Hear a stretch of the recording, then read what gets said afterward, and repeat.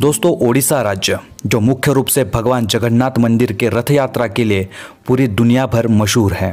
जहां हर साल देश विदेश से लाखों श्रद्धालु दर्शन के लिए जगन्नाथ मंदिर आते हैं और इसी रथ यात्रा को पूरे देश में एक त्योहार की तरह मनाया जाता है। लेकिन बहुत से लोगों को यह बात पता ही नहीं कि इस मंदिर के रथ यात्रा को शुरू करने वाले दूसरे तीसरे कोई नहीं बल्कि नागपुर के राजघराने के संस्थापक महाराज रघुजीराजे भोसले थे। जी हाँ दोस्तों,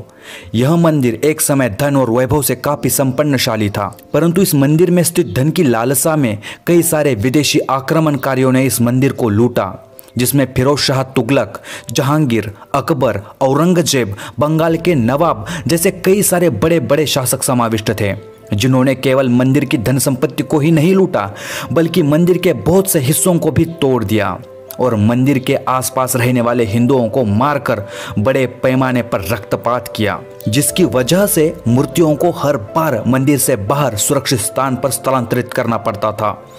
ऐसे अनेकों कारणों की वजह से भगवान जगन्नाथ की वह सुप्रसिद्ध रथ यात्रा बंद पड़ गई थी। ओडिशा में मराठों का शासन। मराठों ने हिंदुस्तान से मुगल सल्तनत को उखाड़कर सफलतापूर्वक मराठा साम्राज्य के पवित्र भगवे ध्वज को पूरे हिंदुस्तान भर फैला दिया था, जिसमें नागपुर के रघुजीराजे भोसले का भी बहुत बड़ा योगदान था। इन्हीं के नेतृत्व में मराठों ने बंगाल पर जीत हासिल करके ओडिशा जैसा पवित्र राज्य नवाब अलवर्दी खान के कैद से मुक्त कर दिया था और ओडिशा राज्य को मराठा साम्राज्य में शामिल कर दिया था, जिसके बाद मराठों ने ओडिशा राज्य पर स्वतंत्र राज्य करना शुरू कर दिया, जिसमें ओडिशा राज्य के लगभग 30 जिले शामिल थे। बाद में जब रघुजीराजे भोसले ओडिशा के जगन्नाथ मंदिर के पास पहुंचे तो मंदिर की वह बहुत ही बड़ी दुर्दशा उन्होंने देखी। उन्होंने तुरंत ही हजारों एकड़ जमीन मंदिर को दान में देकर मंदिर का फिर से जीर्णोद्धार किया, पूजा अर्चना के साथ साथ मंदिर में फिर से मूर्तियों को स्थापित किया और रुकी हुई जगन्नाथ मंदिर की रथ यात्रा को पुनः शुरू करने का आदेश दिया। और इतने पर ही वो रुके नहीं, उन्होंने जगन्नाथ मंदिर का बहुत सारा विकास किया, जैसे कि उन्होंने उस समय 40 लाख रुपए इतनी बड़ी धनराशि देकर मंदिर के परिसर में भोग मंडप का निर्माण करवाया, मंदिर के मठ को दानपत्र प्रदान किए, यात्रियों को रहने के लिए मठ का निर्माण भी करवाया और साथ ही साथ लगभग 22 धर्मशालाओं का भी निर्माण करवाया।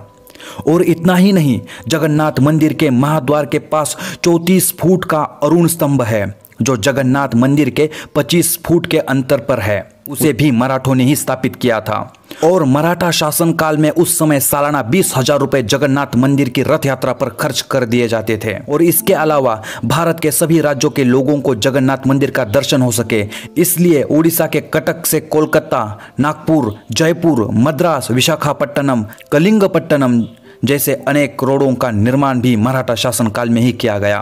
और आवश्यकता अनुसार उस रोड पर पुलों का निर्माण भी करवाया गया। जब हम पुरी शहर में प्रवेश करते हैं तो ऐसा ही हमें 280 फुट का पुल देखने को मिलता है, जिसे 18 नाल पुल कहते हैं, जो आज भी मराठों के वैभव की साक्ष्य देता है। ऐसे ही बहुत प्रयासों के बाद मराठा शासन काल में इस मंदिर का वैभव फिर से लौट आया था। और यहाँ ध्यान देने वाली बात यह है कि मराठा शासन काल में ओडिशा से मुस्लिम शासकों का केवल अंत ही नहीं हुआ बल्कि बाहरी आक्रमणकारियों से भी मंदिर को हमेशा के लिए मुक्त कर दिया। तब से आज तक इस मंदिर की रथ यात्रा बिना किसी रुकावट के हर साल एक नए उत्साह के साथ मनाई जाती है। जगन्नाथ मंदिर की इस रथ यात्रा को भारत के हर कोने कोने तक पहुंचाने का श्रेय नागपुर के भोसले राजवंश को ही दिया जाता है और इसी कारण जगन्नाथ मंदिर के रथ यात्रा के दिन विशेष तौर पर नागपुर के भोसले वंश को विशेष निमंत्रित किया जाता है।